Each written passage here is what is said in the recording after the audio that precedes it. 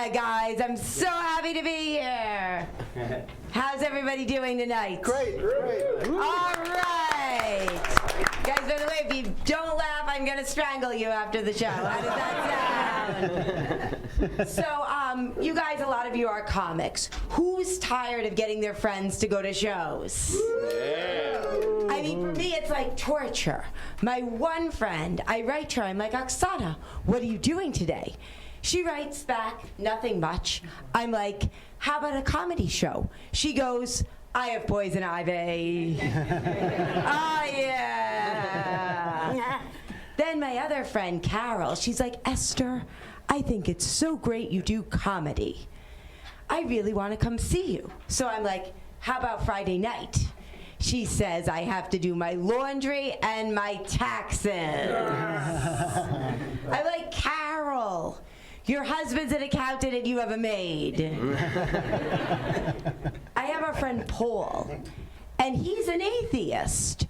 But he told me when I asked him to go to the show, he said he has to go to church. Oh, yeah. And, wow, it's amazing I'm staying up on these heels because I never wear heels. So that'll be 1 feet. So I have a grandmother, and she's really harsh. And she's Jewish, and she can't tie her own shoes, but she could still spot an anti-Semite. And when I was a kid, and I was in a running club called Infant Jesus Track Club. But the reason I had to run fast was so that I could run from her when she saw the T-shirt. And, you know, she has like these 5 deadly sins that are make someone an awful person, according to her, not me. And they're not being Jewish, being Republican, being rude, fat, or dumb. And I finally find a guy that could pass through all her tests and doesn't have any of the deadly sins, but now she's losing her mind. And like, the crazier and crazier that she gets, the easier and easier it's gonna be to pass through the Shirley Weiss wall of deadly sins. All right, so apparently you all have normal families. Noodle salads, you guys are all happy people. No, see, you're my comrade here. We've got something in common, if that maybe. And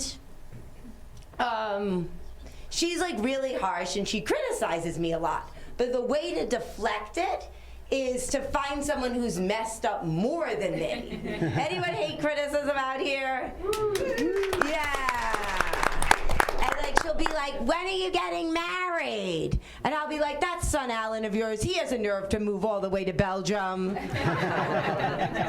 She'll be like, do you wear a bra? And I'll be like, your cousin Shelley, isn't he a Republican? And then she'll be like, what are you doing with your life? Why aren't you a lawyer? And I'll be like, that's Stan. Isn't he rude? He didn't write Dear Shirley on the Hanukkah card 10 years ago.